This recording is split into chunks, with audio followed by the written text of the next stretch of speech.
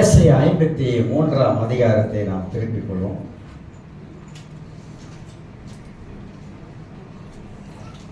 பழைய ஏற்பாடு ஏசாயா 53ஆம் அதிகாரத்தை நாம் எடுத்து வைத்துக் கொள்வோம். இதில் இருந்து சில வார்த்தைகளை சுருக்கமாக தியானிக்கலாம் என்று எண்ணுகிறேன். வருஷம் நம்முடைய வாழ்க்கையிலே இந்த பெரிய வெள்ளிக்கிழமை ஈஸ்டர் பண்டிகையை எல்லாரும் கொண்டாடுவது வழக்கம். அதில் பல காரியங்களை பல செய்திகளை எடுத்து பேசிக்கொண்டு வராங்க. சிலுவையை குறித்ததான பல காரியங்கள் பல கோணத்தில் பலவிதமாக பேசிக்கொண்டு வராங்க.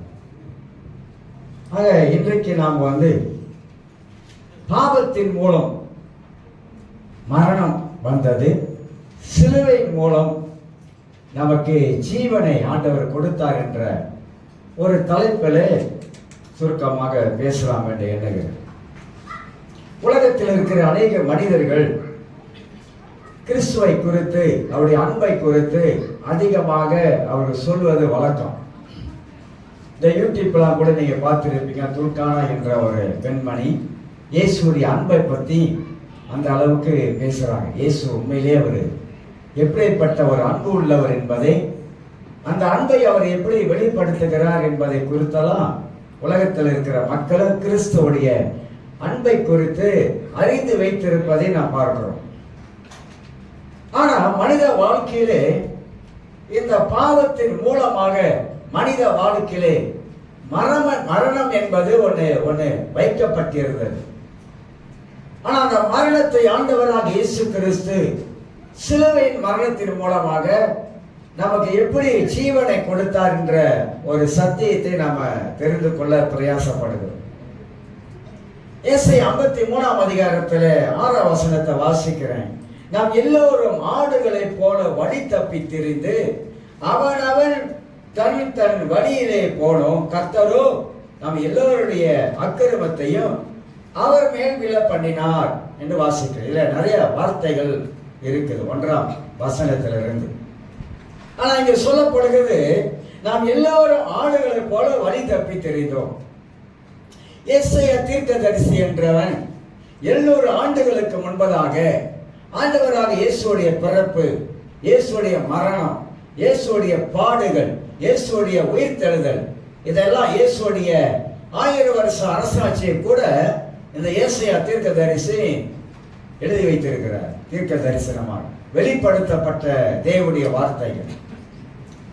அப்ப ஏசாயா தீர்க்க தரிசன புஸ்தகத்தை வாசிக்கும் பொழுது பல சம்பவங்கள் அங்க இருப்பதை குறித்து நாம் அறிந்து கொள்கிறோம். இதில் இருந்து சில காரியத்தை உங்களுக்கு சொல்ல பிரயாசப்படுகிறேன். எல்லோரும் நாம் எப்படி வாழ்ந்தோம் என்பதை வேதம் காட்டுகிறது. எல்லோரும் நாம் எப்படி வாழ்ந்தோம், எப்படி வாழ்ந்து கொண்டு இருந்தோம் என்பதை எபேசியர் புஸ்தகத்தில் 2ஆம் அதிகாரத்தை கொஞ்சம் திருப்பிக் கொள்ளலாம். நாம் எல்லாரும் எப்படி வாழ்ந்தோம் என்பதை வேதமே நமக்கு எடுத்து காட்டுகிறது. எபேசியர் 2ஆம் அதிகாரத்தில் வாசிக்கிறேன். 1, 2, 3 வசனத்துல அக்கிரமத்தினாலும் பாவங்களினாலும் மரித்தவனாக இருந்த உங்களை இயேசு உயிர்ப்பித்தார் என்று முதல் பகுதியை வாசித்துட்டு 2வது பகுதியிலிருந்து 5 வசனம் வரைக்கும் வாசிக்கிறேன்.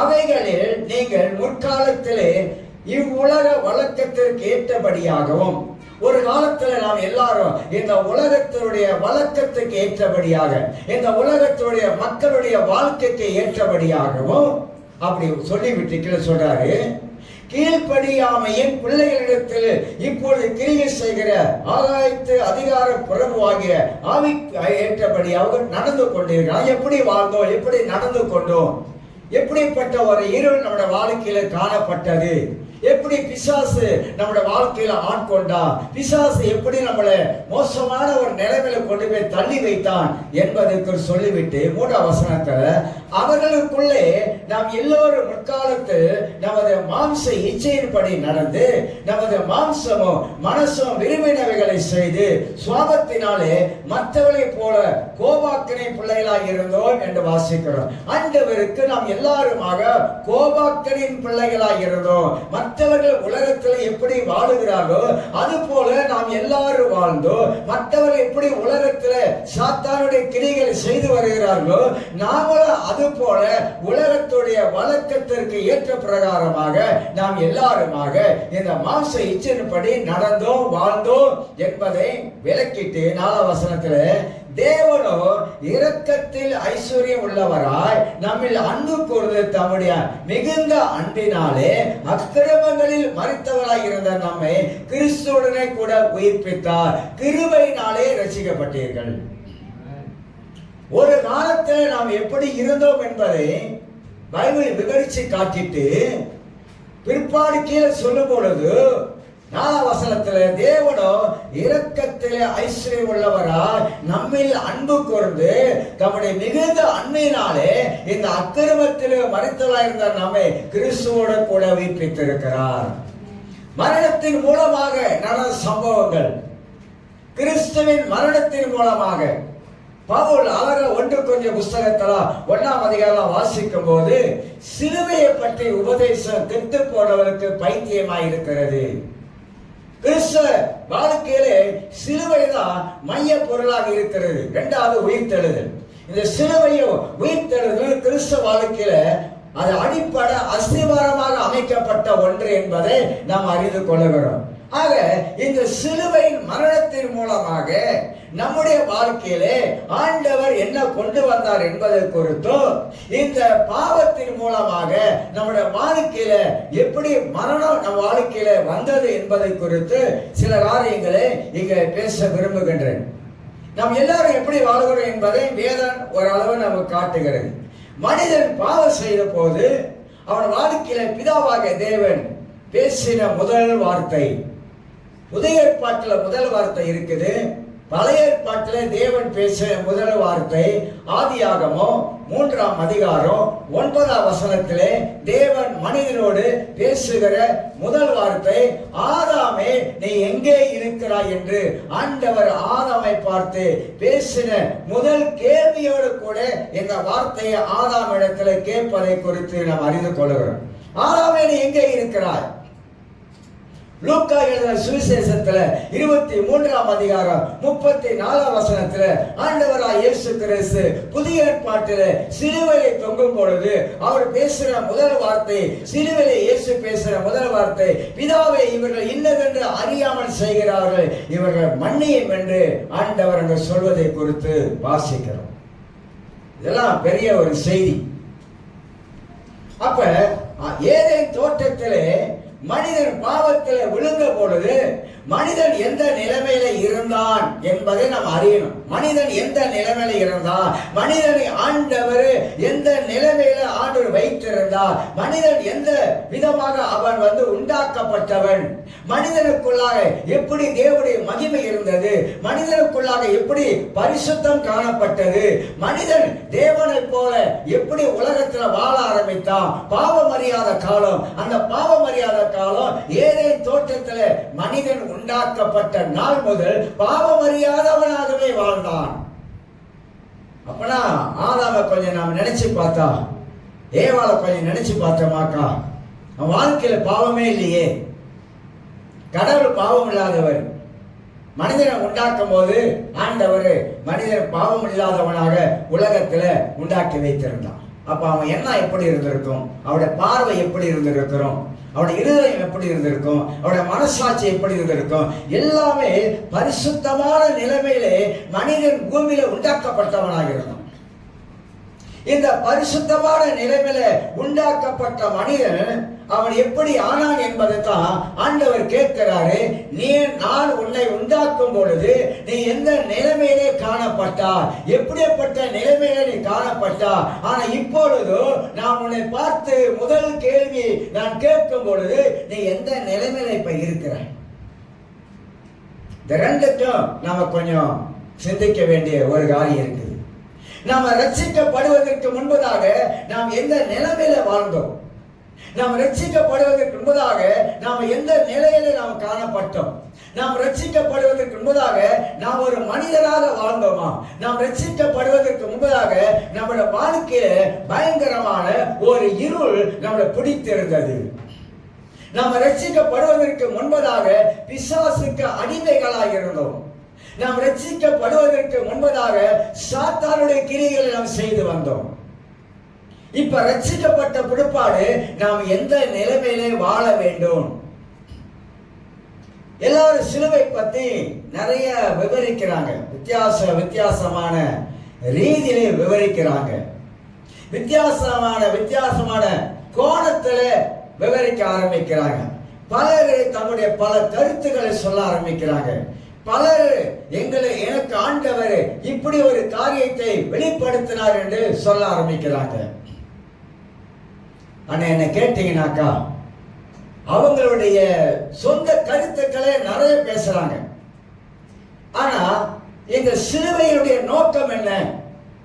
உலக தோற்றத்துக்கு முன்பதாகவே ஆண்டவராக தேவன் இயேசு கிறிஸ்து உலகத்துக்கு அனுப்ப வேண்டும். மனிதனை உலகத்தில் படைக்கப்பட வேண்டும். அவன் தவறி போனாக்கா அதற்கு என்ன பரிகாரம் இருக்கிறது? அவனை மீட்டுக் கொள்வதற்கு என்ன பரிகாரம் இருக்கிறது? அவன் அந்த பாவத்திலிருந்து விடுதலையாக்குவதற்கு என்ன பரிகாரம் இருக்கும் என்பதை உலக தோற்றத்துக்கு முன்பதாக தேவன் வகுத்த திட்டங்கள். சிலுவை என்பது ஏதோ இயேசு வந்துட்டாரு, உலகத்துல பிறந்துட்டாரு, அதனால அவர் சிலுவையில் போனாதான் அப்படி ஆகும் என்பது இல்ல. இது உலக தோற்றத்துக்கு முன்பதாக தேவன் நியமித்த ஒரு காரியம்.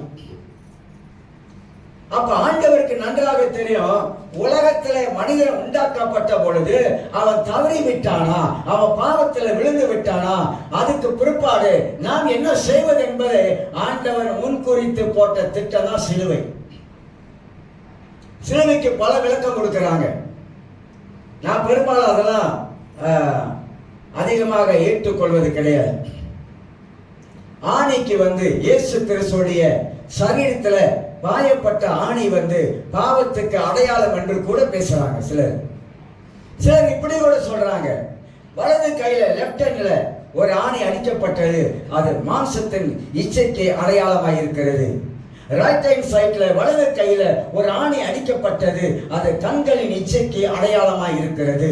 காலில் ஒரு ஆணி அடிக்கப்பட்டது, அது ஜீவனத்தின் பெருமைக்கு அடையாளமாய் இருக்கிறது என்று சொல்லலாம். பலவிதமாக விளக்கங்கள் வியாக்கியானங்கள் இன்னைக்கு அதிகமாயிருச்சு. ஆனா இயேசு கிறிஸ்து சிலுவையிலே மரிப்பதற்கு என்ன காரணம் அப்படி என்பதை வேதம் தான் நமக்கு தெளிவா காட்டுது. வேதம் ஆதியாகமம் 3:15 தெளிவாக காட்டுது. மனிதன் தவறு செய்த பிற்பாடு ஆண்டவராக தேவன் வாக்குத்தத்தங்களை கொடுக்கிறாரு.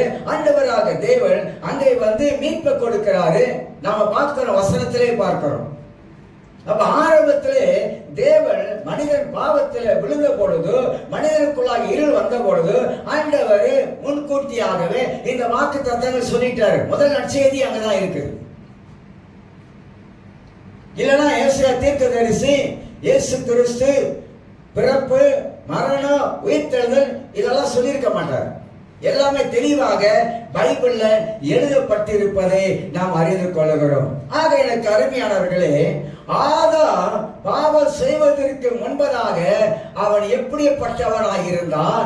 இப்ப பாவம் செய்த பிற்பாடு ஆண்டவர் முதல் ஆதாம் ஏவாளை பார்த்து, ஆதாமே நீ எங்கே இருக்கிறாய் என்று கேட்பதற்கு கேள்விக்கு பதில் என்னன்னாக்கா, இப்போது எந்த நிலைமையில நீ இருக்கிற,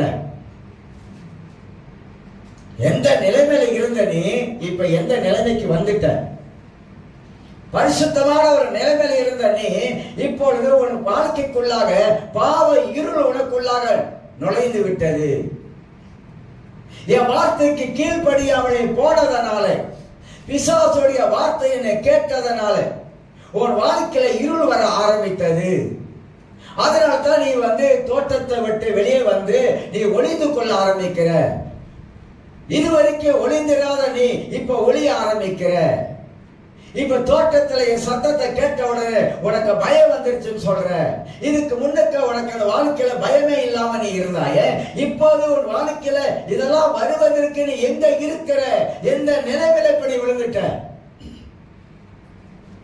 கிறிஸ்துவ வாழ்க்கையில சிலுவையை சரியா நம்ம அறிந்து கொள்ளாவிட்டால் வாழ்க்கையில தடுமாற்றங்களும் வாழ்க்கையில பின்மாற்றங்களும் வருவது நிச்சயம்.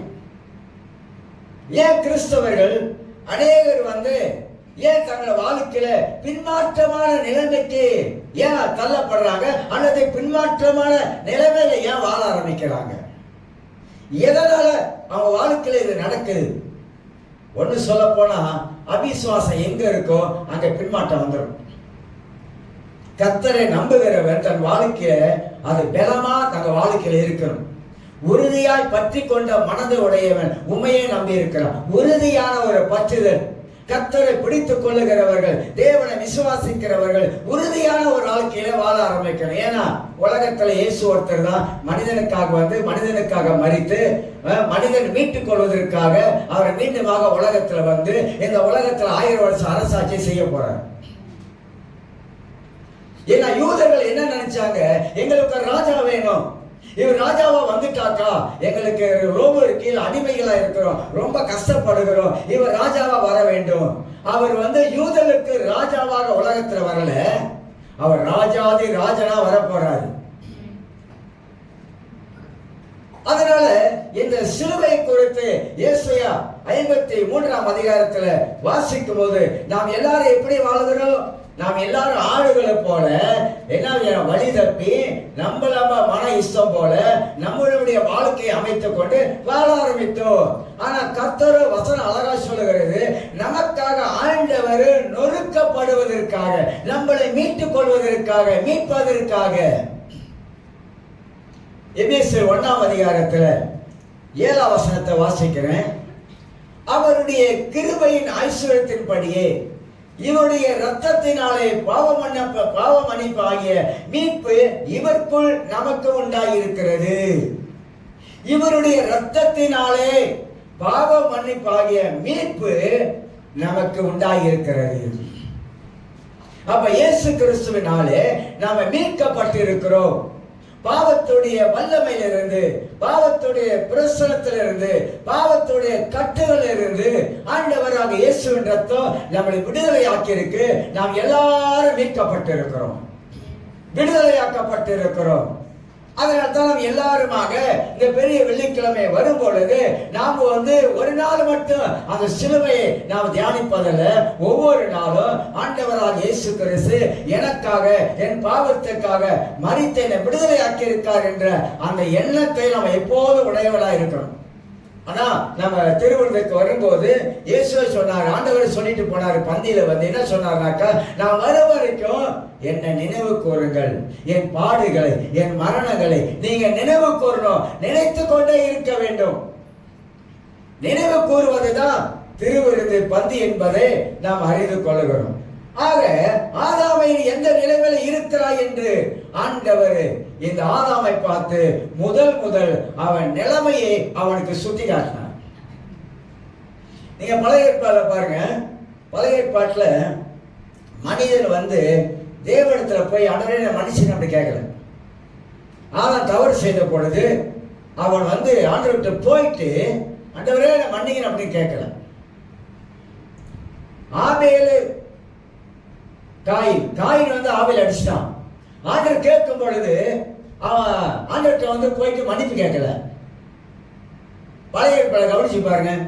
ஆமா ஆண்டவரே, கடவுள், நீங்க ஆண்டவர், நீங்க பாக்குறீங்க, நீங்க எல்லாத்தையும் காண்கிற தேவன், ஆகினால என் தம்பியை நான் அடிச்சு கொண்டுட்டேன் அப்படின்னு சொல்லி ஒத்துக்கிட்டானா? ஒத்துக்கல. பழைய ஏற்பாடு நல்லா கவனிச்சு பாருங்க.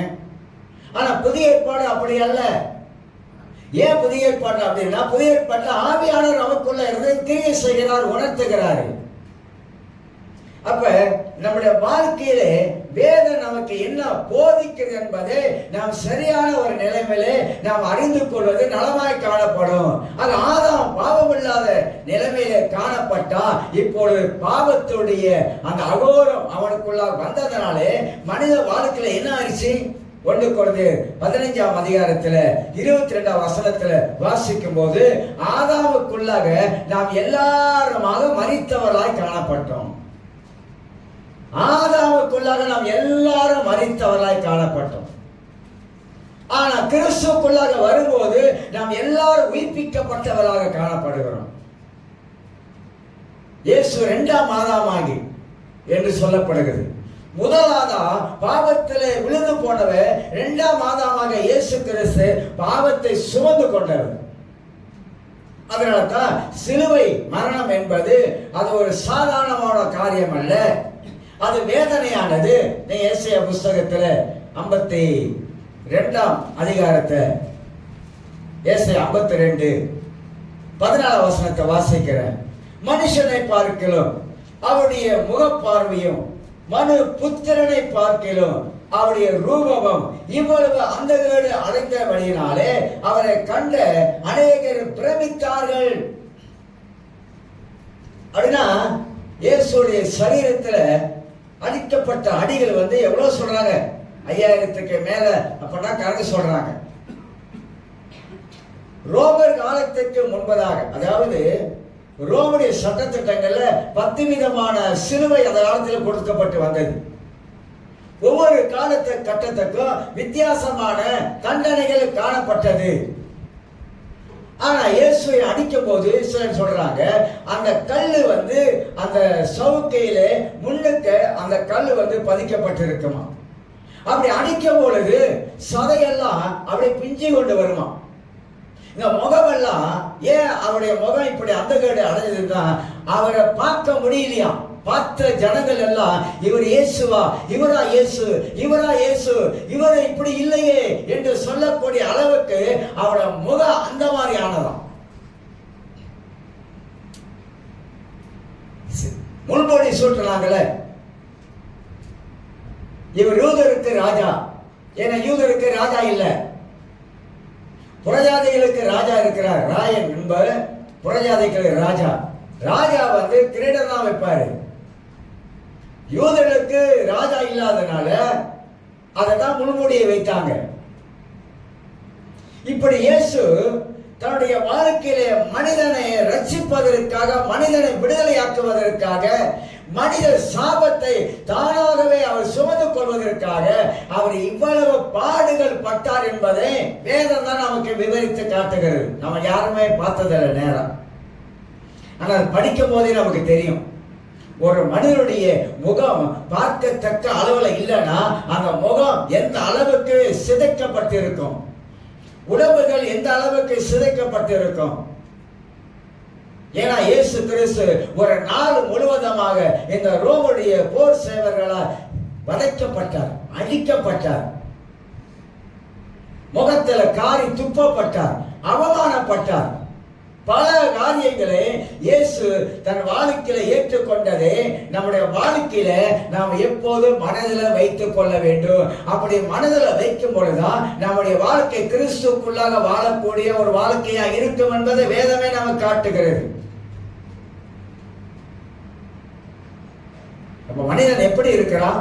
ஆதி காலத்துல ஆதாமுக்குள்ள பாவம் வந்த பொழுது மனிதன் இருள் உள்ளவனாக மாறி போனான். ரோமர் 3:23 வாசிக்கும் போது எல்லாரும் பாவம் செய்து தேவனுடைய மகிமையை நாம் எல்லாரும் இழந்துட்டோம். நமக்குள்ள இருந்த ஒரு கடவுள் மகிமை இருந்தது. அந்த மகிமை எதனால இழக்கப்படுகிறது? நம்முடைய பாவத்தினாலே தேவ மகிமை நாம் இழந்து விட்டோம். ஆனா அந்த மகிமையை மீண்டுமாக பெற்றுக் கொள்வதற்காக நம்முடைய பாவத்தை போக்குற ஆட்டுக்குட்டியாக இயேசு கிறிஸ்து பலியானார். பழைய ஏற்பாட்டில் சொல்லப்படுகிற பலி செலுத்துவதெல்லாம் கிறிஸ்துவுக்கு அடையாளமாக வைக்கப்பட்டிருப்பதை நாம் பார்க்கிறோம்.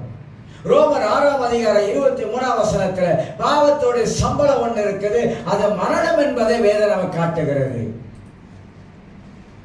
அப்ப நீங்க நல்லா இந்த இடத்துல கொஞ்சம் கவனிக்க வேண்டும். சிலுவை மரணத்தின் மூலமாக எல்லாருக்கும் ஆண்டவர் ஜீவனை கொடுத்தார், புதிய ஜீவனை கொடுத்தார், மறுபிறப்பை கொடுத்தார், வாழ வைத்தாரு, நம்முடைய பாவங்களை நீக்கி போட்டாரு, சாபங்களை நீக்கி போட்டாரு. இனிமே ஆண்டவருக்காக வாழக்கூடிய ஒரு வாழ்க்கையை தேவன் நமக்கு வைத்திருந்தார். கடவுளை அறியக்கூடிய கண்கள் நமக்கு திறக்கப்பட்டது. இதை நாம் நன்றாக அறிய வேண்டும். ஆகினாக்கா வேதம் சொல்லுகிறது, பாவ மன்னிப்போடைய நிச்சயம் நமக்கு இருக்கணும். என்னைக்குமே நான் மன்னிக்கப்பட்டிருக்கிறேன். இயேசு ரத்தத்தால் நான் மன்னிக்கப்பட்டிருக்கிறேன். கிழக்குக்கு மேற்குக்கு எவ்வளவு தூரமோ அவ்வளவு தூரமாக இருந்தாலும் சிகப்பாக இருந்தாலும் என் பாவத்தை ஆண்டவர் பஞ்ச போல மாற்றுகிறவர். அதை நினைக்க மாட்டாரு. நம்ம நினைச்சு பார்ப்போம், அவர் நினைக்கவே மாட்டார். நம்ம கிண்டி பார்ப்போம், குப்பையை கிண்டி பார்ப்போம், அவர் கிண்டவே மாட்டார். அது என்ன செய்யறா? கடலுக்கு கீழே போட்டு புதைச்சு அதை நினைச்சு கூட பார்க்கறது இல்லையா? இந்த பிசாசு இருக்கானே, எப்போதுமே நீங்க அறிந்து கொள்ள வேண்டும், உங்கள் தேவன் என்னுடைய தேவன் நம்முடைய பாவத்தை மன்னித்துட்டார்னா மன்னிச்சதுதான். அவர் ரத்தத்தால கழுவப்பட்டுட்டோமா? கழுவப்பட்டதுதான். ஆனா சில வேளைகள்ல நமக்கு குற்ற ஒரு மனசாட்சி வருதுல, அந்த குற்ற மனசாட்சி அது பிசாசு நம்மளை கொண்டு வந்து மீண்டும் மீண்டுமாக நம்மளை ஒரு குற்ற மனசாட்சிக்குள்ளாகவே கொண்டு போறான். நம்மளை முன்னேறி வரவிடாத படிக்கு. குற்ற மனசாட்சியில யாரும் வாழக்கூடாது. உங்கள் பாவங்கள் மன்னிக்கப்பட்டது என்பது உங்களுக்கு உங்களுடைய ஆவிக்குள்ளாக நிச்சயத்தை இருக்கணும். நீங்க ஆண்டவரின் பாவத்தை மன்னிச்சுட்டார் சொல்லி அதே காலம் நினைச்சிட்டு இருந்தீங்கன்னாக்கா அவ்வளவுதான். நம்ம ஏதோ ஒரு கட்டுக்குள்ளாக பிசாசு கொண்டே விட்டு விடுவான். ஆக இயேசு ரத்தத்தால நாம் எல்லாருமாக கழுவப்பட்டு விட்டுட்டோம். எல்லா பாவத்தையும் ஆண்டவர் மன்னிச்சிட்டாரு. ஒருத்தங்க இப்படி கேட்டாங்க, இயேசு மன்னிக்க முடியாத பாவம் இருக்கான்னு கேட்டாங்க. இயேசு மன்னிக்க முடியாத பாவம் இருக்கு. ஒரே ஒரு காரியம் இருக்கு, இயேசு மன்னிக்க முடியாதது. பரிசுத்த ஆவியானவருக்கு விரோதமாக நாம பேசணுமா, செயல்பட்டோமா? ஏன்னா அங்க இருந்த பரிசேயர்கள், இந்த மத குருக்கள்லாம் இயேசுக்குள்ள இருந்த பரிசுத்த ஆவியானவர் பிசாசுட்டாங்க, கடவுளே பிசாசு சொல்லிட்டாங்க. அதனால அவங்களுடைய பாவங்கள் வெண்மையில வறுமையில மன்னிக்கப்படாது. மற்ற எல்லா பாவத்தையும் இயேசு மன்னிக்கிறாரு. அவர் ரத்தம் எல்லா பாவத்தையும் கழுவப்படுகிறது. கழுவப்பட்டவங்களா இருக்கிறோம். ஒவ்வொரு நாளும் இயேசு ரத்தத்தால நாம் கழுவப்பட்டு கொண்டே வருகிறோம். இது ரொம்ப ரொம்ப நம்முடைய வாழ்க்கையில முக்கியமா இருப்பதை நாம் அறிந்து கொள்ள. ஆக சிலுவையிலே ரோமர்கள் அறையும் பொழுது எப்படி அறைவாங்க? நிர்வாணமா அறைவாங்க. எல்லா குற்றவாளிகளையும் சிலுவையில அறையும் பொழுது நிர்வாணமாகத்தான் இருந்தாங்க. இயேசுவும் கடவுள் மனிதனாக உலகத்தில் வந்து மனிதனுக்கு மனிதனாக தேவனுக்கு தேவனாக உலகத்தில் வாழ்ந்து அற்புத அடையாளங்கள் செய்து அவர் மரணத்துக்கு போகும்போது சிலுவையை தொங்கும் பொழுது அவர் என்ன மாதிரியான நிலைமையில் அவமானப்பட்டார்? நமக்காக தானே. ஏன் நம்ம அப்படி பார்க்க மாட்டோம்? இயேசு எனக்காக அவமானப்பட்டார், இயேசு எனக்காக அடிக்கப்பட்டார், என்னை வாழ வைப்பதற்கு இயேசு சிலுவைக்கு போனார், என்னை வாழ வைப்பதற்கு இயேசு நிந்திக்கப்பட்டார். அப்படி நம்ம ஒவ்வொரு நாளும் நினைத்து பார்க்கும் பொழுது நிச்சயமாக இந்த உலக வாழ்க்கையிலிருந்து, அதாவது உலகத்தில் வாழுகிறோம், உலகத்தான் போல வாழாதபடிக்கு நம்முடைய வாழ்க்கையில குறுக்கிடுகிற பிசாசுடைய எல்லா விதமான கட்டுகளையும் தடைகளையும் இப்படி நினைக்கும் போதுதான் நம்மளால் மேற்கொள்ள முடியும், நம்மளால ஜெயம் கொள்ள முடியும். ஆக உலக தோற்றத்துக்கு முன்பதாகவே சிலுவை மரணம் திட்டமிடப்பட்டது என்பதை அறிந்து கொள்கிறோம். இரண்டாவது ஒரு காரியம் சொல்லி முடிக்கிறேன். இயேசு எப்படிப்பட்டவரானார், எப்படிப்பட்டவராக இருந்தாரு, எப்படிப்பட்டவராக மாறிட்டார்? உலகத்தில் இயேசு இருக்கும் பொழுது அவர் மாறுபட்டவராக இருந்தார். மனித மத்தியிலே உலாவி சுவிசேஷத்தை மக்களுக்கு அறிவித்தார். ஆனா யோவான் எழுதுற சுவிசேஷத்தை, வெளிப்படுத்துற சுவிசேஷத்துல நீங்க 1ஆம் அதிகாரம் வாசிக்கும் போது இயேசு மாறுபட்டவராக யோவான் எடுத்து காட்டுறார். ஆக அவர் எப்படிப்பட்டவராக இருந்தார் என்பதை வேதம் நமக்கு அழகா காட்டுகிறது. இப்ப எப்படிப்பட்டவராக அவர் இருக்கிறார் என்பது வேதம் காட்டுகிறது. அவர் எப்படிப்பட்டவராக மீண்டும் வரப்போகிறார் என்பதை வேதம் காட்டுகிறது. நிறைய நம்ம பெரியண்ணன் கூட இயேசு மீண்டுமாக வருவாரு, அந்த நம்பிக்கை அவர்களுக்கு எல்லாம் இருக்கிறது. நீங்க ரோமர் 6ஆம் அதிகாரத்தை திருப்பிக் கொள்வோம். ரோமர் 6ஆம் அதிகாரத்தில் ஒரு 2 வசனத்தை வாசிக்கிறேன். ரோமர் 6ஆம் அதிகாரம். பவுல் ஒரு முக்கியமான ஒரு காரியத்தை விவரிச்சு காட்டுறாரு. எப்படி விவரிக்கிறார்னாக்கா, ரோமர் 6ஆம் அதிகாரத்தில் பவுல் சொல்லும் பொழுது இப்படி பேச ஆரம்பிக்கிறார். ஆகையால் என்ன சொல்வோம்? இந்த மேல வார்த்தையோட கீழே சம்பவம் பண்ணுது, தொடர்பு அதுக்கு ஆகையால் என்ன சொல்லுவோம்? கிருபை பெருகும்படி பாவத்திலே நிலை நிற்கலாம் என்று சொல்லலாமா? கூடாது.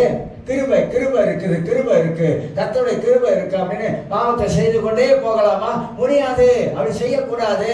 அப்புறம் இன்னொன்று சொல்றாரு, பாவம் என்ற எண்ணம் நமக்கு வருவது அது பெரிய ஆபத்துன்றாரு.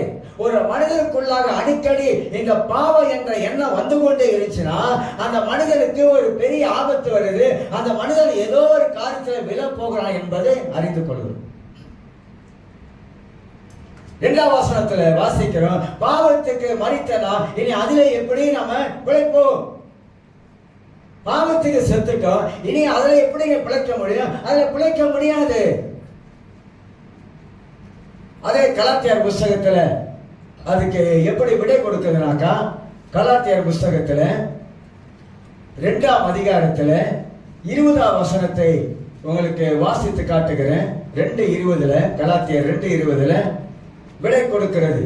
கிறிஸ்துவுடனே கூட சிலுவையில் அறையப்பட்டேன், ஆயினும் பிழைத்திருக்கிறேன், இனி நான் அல்ல, கிறிஸ்துவே எனக்குள் பிழைத்திருக்கிறார்.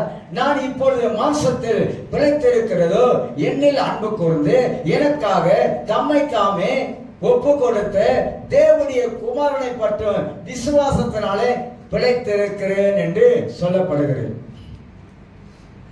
இதுல 3 காரியத்தை பின்னால் உங்களுக்கு அடுக்கி சொல்றேன். இன்னொரு வசனத்தை உங்களுக்கு நான் வாசித்து காட்டுகிறேன். கலாத்தியர் 1:4 வாசிக்கிறேன். கலாத்தியர் 1:4 வாசிக்கிறேன். அவர் நம்மை இப்பொழுது இருக்கிற பொல்லாத பிரபஞ்சத்திலிருந்து விடுவிக்கும்படி நம்முடைய பிதாவாகிய தேவனுடைய சித்தத்தின்படி நம்முடைய பாவங்களுக்காக தம்மை தாமே ஒப்பு கொடுத்தார். இந்த ரெண்டுக்கு என்ன வித்தியாசம்னா, நம்முடைய பாவங்களுக்காக அவரையே நமக்காக ஒப்பு கொடுத்தார் சிலுவையில. இப்ப 2 சேர்த்தமாக்கா 3 காரியம் சொல்லப்படும். ஒரு மனிதன் எப்படி சிலுவையிலே அறையப்பட முடியும்? பவுல் சொல்றாரு, கிறிஸ்துவோட கூட நான் சிலுவையிலே அறையப்பட்டேன். என்ன அர்த்தத்துல இந்த வார்த்தையை பயன்படுத்துறாரு? இயேசு சொல்றாரு, உங்களுடைய பாவத்துக்காக என்னை சிலுவையிலே ஒப்பு கொடுத்தேன். இப்ப 2க்கு என்னன்னு காட்டி என்ன பார்த்தமாக்கா, எப்படி பவுல் தன் வாழ்க்கையில சிலுவையில தன் வாழ்க்கையில காணப்பட்ட எல்லா விதமான காரியத்தையும் எப்படி அறைந்தார் என்பதை 3 காரியத்தில முக்கியப்படி சொல்வதை பார்க்கிறோம். 1, அவர்கள் கிறிஸ்துவில் மரித்து விட்டார்கள். யாரு? நான் பவுல் எப்படி கிறிஸ்துவோடு கூட சிலுவையில் அறையப்பட்டான் என்ற வார்த்தை, நான் கிறிஸ்துவோடு கூட கிறிஸ்துவுக்குள்ளாக நான் என்னுடைய பாவத்துக்கு முழுமையாக நான் மரிச்சிட்டேன். அதுதான் ஞானஸ்தானத்தின் மூலமாக நாம் சொல்லுவோம், தேவன் அவர் மரித்து அடக்கம் பண்ணப்பட்டு எப்படி உயிரோடு வந்தாரோ நம்முடைய பழைய மனிதனை ஞானஸ்தானத்தின் மூலமாக நான் அடக்கம் பண்ணப்பட்டு எப்படி இயேசு உயிர் தெழுந்தாரோ அது போல புதிய மனிதனாக நான் உயிர் தெழுகிறேன், கிறிஸ்துவுக்குள்ளாக உயிர் தெழுகிறேன். கிறிஸ்துவோடைய ஜீவன் எனக்குள்ளா வந்துருச்சு. கிறிஸ்து என்னை உயிர்ப்பித்துட்டாரு. அவர் யார் என்பதை நான் அறிந்து கொண்டேன். அப்ப அவர்கள் கிறிஸ்துவுக்குள்ளாக சிலுவையிலே அறையப்படுவதென்றால் நான் கிறிஸ்துவுக்குள்ளாக நான் மரிச்சிட்டேன். மரிச்சிருக்கிறோமா? ஆண்டவருக்குள்ளாக நான் மரித்து விட்டோமா? 2வது அவர் சொல்லக்கூடிய காரியம், அவர் மரணத்தோடு தன்னை இணைத்துக் கொண்டவர்கள். பவுல் எப்படி இயேசுவோடைய மரணத்தோடு தன்னை இணைத்துக் கொள்கிறாரோ அது போல ரட்சிக்கப்பட்ட நாமளும் கிறிஸ்துவோடைய மரணத்தோடு இணைத்துக் கொள்ள வேண்டும். மரிக்கணும். வாழ்க்கையில எதெல்லாம் நம்முடைய வாழ்க்கையில இருக்குதோ அதெல்லாம் சாகணும். சுயம் சாகணும். வாழ்க்கையில எதெல்லாம் ஆண்டவருக்கு விருப்பம் இல்லாம அதெல்லாம் சாகணும். 3வது ஒரு காரியம் சொல்றாரு பவுல் சொல்லும் பொழுது, நான் என் பாவங்களுக்காக கிறிஸ்துவின் மரணத்தில் நான் எப்படி இருக்கிறேன்னா, கிறிஸ்துவின் மரணத்தில் நான் தண்டிக்கப்பட்டு விட்டேன். தண்டிக்கப்பட்டனாக்கா என்னுடைய பாவத்தெல்லாம் இயேசு சுமந்ததுனால அவரோடு கூட நான் எல்லாவற்றையும் அறைஞ்சிட்டேன். சிலுவையில் எப்படி இயேசு அறையப்பட்டாரோ மனித பாவத்துக்காக, அது போல நானும் கிறிஸ்துவோட கூட நான் இணைக்கப்பட்டு அவரோடு கூட சிலுவையில் அறைஞ்சிட்டேன். இனி நான் அல்ல, கிறிஸ்துவே எனக்குள்ளாக வாழ்றாரு, கிறிஸ்து எனக்குள்ளாக ஜீவிக்கிறாரு அப்படி சொல்லிட்டு மாம்சத்துல பிழைத்திருப்பது எப்படி சொல்றாரு? என்னில் அன்பு கூர்ந்து எனக்காக தம்மை தாமை ஒப்பு கொடுத்த தேவனுடைய குமாரனை பற்றி விசுவாசத்தினாலே பிழைத்திருக்கிறேன். அப்ப மரணம் என்பது கிறிஸ்தவ வாழ்க்கையில என்ன மரணம்? ஆவிக்குரிய மரணம் அல்ல, சரீர மரணம் அல்ல. நம்முடைய வாழ்க்கையில தேவனுக்கு சரியில்லாத பிடிக்காத காரியங்களை சிலுவையில அரைஞ்சி தீர்த்தல். கடைசியா 2 காரியம் சொல்லுகிறேன். நாம் ஏற்கனவே கிறிஸ்துவோட கூட சிலுவையில மரிச்சிருக்கிறோம். எப்படி மரிச்சிருக்கிறோம்? சிலுவையில எப்படி மரிச்சிருக்கோம்? இயேசு எப்படி என் பாவத்தை சுமந்து மரித்தாரோ அது போல நான் கிறிஸ்துவோட கூட எல்லாவற்றையும் விட்டு ஆண்டவருக்காக வாழ்வதற்காக என்னை அர்ப்பணிச்சிருக்கிறேன், ஒப்பு கொடுத்திருக்கிறார். ஒன்று, இதுல அவர் இயேசுவோடு நான் வாழுகிறேன், கிறிஸ்துவோடு நான் வாழுகிறேன். கிறிஸ்துவோடு வாழுகிற மனிதனுடைய வாழ்க்கையில நிச்சயமாக எல்லாமே நம் வாழ்க்கையில மரித்ததாயிருக்கும். 2வது ஒரு காரியம் சொல்லி முடிக்கிறாரு, தன்னுடைய வாழ்க்கையை பரிசுத்த ஆவியானுடைய கட்டுப்பாட்டுக்குள்ள நான் கொண்டு வரேன். ஆவியானவர் பெற்றிருக்கிற நான் என் வாழ்க்கையை ஆவியானுடைய கட்டுப்பாட்டுக்குள்ளாக நான் கொண்டு வந்து வைக்க ஆரம்பிக்கிறேன். அதனால்தான் இனி நான் அல்ல, கிறிஸ்து எனக்குள்ளா வாழ்றாரு, கிறிஸ்து எனக்குள்ள ஜீவிக்கிறாரு, ஆவியானவர் எனக்குள்ளா இருந்து செயல்பட்டு கொண்டு வராரு. இனி நான் அல்ல, ஆண்டவர் என்னோடு கூட வாழ்றாரு. எப்படிதான் இந்த கிறிஸ்துவுடைய மரணம் என்பது நமக்கு முக்கியப்படுத்தி காட்டுவதை நாம் அறிந்து கொள்ளுகிறோம். ஆகினால வேதத்தில் சொல்லப்பட்டிருக்கிற நிறைய காரியங்கள் பழைய ஏற்பாடு புதிய ஏற்பாட்டில் கிறிஸ்துவை குறித்து, அவருடைய மீட்பை குறித்து, அவர் ரத்தத்தை குறித்து, பழைய ஏற்பாட்டிலும் சரி, ஆசாரிப்பு கூடாரத்திலும் சரி, புதிய ஏற்பாட்டிலும் சரி, ஏகப்பட்ட காரியங்களை கிறிஸ்துவின் ரத்தத்தை குறித்து, மரணத்தை குறித்து நாம் அறிந்திருக்கிறோம். ஆனா இன்றைக்கு நம்முடைய வாழ்க்கையில கேட்க வேண்டிய ஒரு முக்கியமான ஒரு கேள்வி, பாவத்தின் மூலம் மரணம் வந்துச்சு, அந்த பாவத்தை ஜெயித்திருக்கணும். ரோமர் புஸ்தகத்துல 6ஆம் அதிகாரத்துல 16ஆம் வசனத்தை வாசிக்கிறேன். ரோமர் 6:16, மரணத்துக்கு ஏதுவான பாவத்துக்கானாலும் நீதிக்கு ஏதுவான கீழ்ப்படிதலுக்கானாலும் எதற்கு கீழ்ப்படியும்படி உங்களை அடிமைகளாக ஒப்பு கொடுத்தீர்கள். ரொம்ப அழகான வார்த்தையை இங்க எழுதப்பட்டிருப்பதை வாசிக்கிறேன். எதற்கு கீழ்ப்படியும்படியாக உங்களை அடிமைகளாக ஒப்பு கொடுத்தீர்கள் சொல்லிட்டு நீங்களும் அதற்கு ஏற்றபடி அடிமைகளா இருக்கிறீர்கள் என்று அறியீர்களா சொல்லிட்டு 17, முன்னே நீங்கள் பாவத்துக்கு அடிமைகளாக இருந்தோம், இப்பொழுது உங்களுக்கு ஒப்புவிக்கப்பட்ட உபதேச சட்டத்திற்கு நீங்கள் மனப்பூர்வமா கீழ்ப்படிந்ததனாலே தேவனுக்கு ஸ்தோத்திரம் சொல்லிட்டு 18 விட சொல்றாரு, பாவத்திலிருந்து நீங்கள் விடுதலையாக்கப்பட்டு நீதிக்கு அடிமையானீர்கள். சிலுவை மரணம் நம்மளை பாவத்திலிருந்து விடுதலை ஆக்கிருச்சு. இனி நாம் பாவத்துக்கு அடிமை அல்ல, நாம் சுதந்திரவாளிகள், நாம் தேவனுடைய பிள்ளைகள், நாம் தேவனுக்கு சொந்தமானவர்கள், நாம் தேவனை மகிமைப்படுத்தக்கூடியவர்கள். அதுதான் இந்த பெரிய வெள்ளிக்கிழமையிலே நாம் சிந்திக்க வேண்டியது, நாம் யோசிக்க வேண்டியது. இன்றைக்கு என்னுடைய கிறிஸ்தவ வாழ்க்கை எந்த நிலைமையில இருக்கிறது? நான் விடுதலையாக்கப்பட்டிருக்கிறேனா? உண்மையாகவே விடுதலையாக்கப்பட்டிருக்கிறேனா? கிறிஸ்துவ ரத்தத்தால உண்மையாகவே விடுதலையாக்கப்பட்டிருக்கிறா? கிறிஸ்துவ ரத்தத்தால உண்மையாக என் பாவங்கள் மன்னிக்கப்பட்டு விட்டதா? அல்லது எனக்குள்ளாக ஒரு குற்ற மனசாட்சி காணப்படுகிறதா? கிறிஸ்துவின் மீட்பினால் எல்லாவற்றிலும் மீட்கப்பட்டு என் வாழ்க்கை ஆண்டவருக்காக அர்ப்பணிக்கப்பட்டு ஒரு பரிசுத்தமான ஒரு வாழ்க்கையை வாழ்ந்து கொண்டு இருக்கிறனா? அதை நம்முடைய வாழ்க்கையில கேள்வி எல்லாரும் எழுதியிருக்கோம்.